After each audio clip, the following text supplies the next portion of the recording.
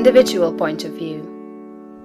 Important as the matter of your point of view for the facts of social life is, it is of less moment than your viewpoint for your fellow men, for your acquaintances, friends, relatives, your immediate family, and most of all, yourself.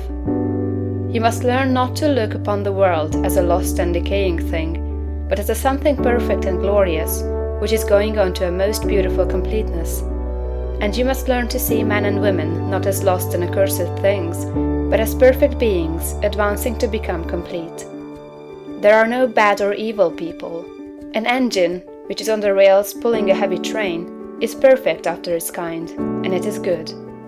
The power of steam, which drives it, is good. Let a broken rail throw the engine into the ditch, and it does not become bad or evil by being so displaced. It is a perfectly good engine, but off the track. The power of steam that drives it into the ditch and wrecks it is not evil, but a perfectly good power. So that which is misplaced, or applied in an incomplete or partial way, is not evil. There are no evil people.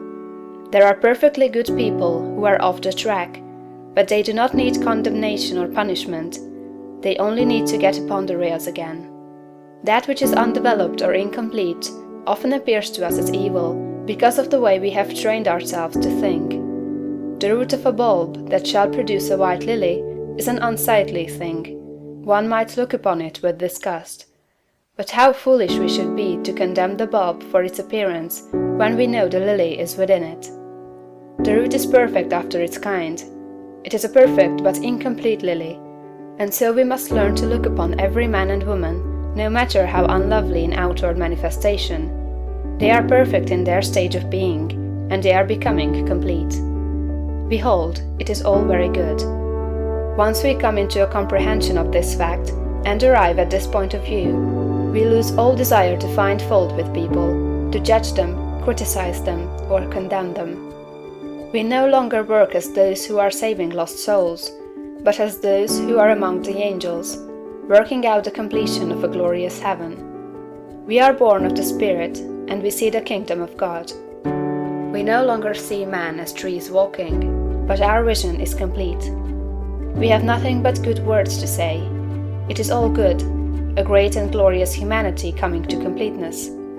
And in our association with man, this puts us into an expansive and enlarging attitude of mind. We see them as great beings, and we begin to deal with them and their affairs in a great way. But if we fall to the other point of view, and see a lost and degenerate race, we shrink into the contracting mind, and our dealings with men and their affairs will be in a small and contracted way.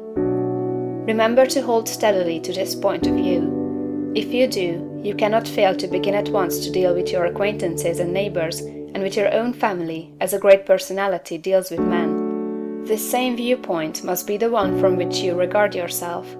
You must always see yourself as a great advancing soul. Learn to say, "There is that in me of which I am made, which knows no imperfection, weakness, or sickness. The world is incomplete, but God in my own consciousness is both perfect and complete. Nothing can be wrong but my own personal attitude, and my own personal attitude can be wrong only when I disobey that which is within. I am a perfect manifestation of God, so far as I have gone, and I will press on to be complete. I will trust and not be afraid." When you are able to say this understandingly, you will have lost all fear, and you will be far advanced upon the road to the development of a great and powerful personality. End of chapter 7.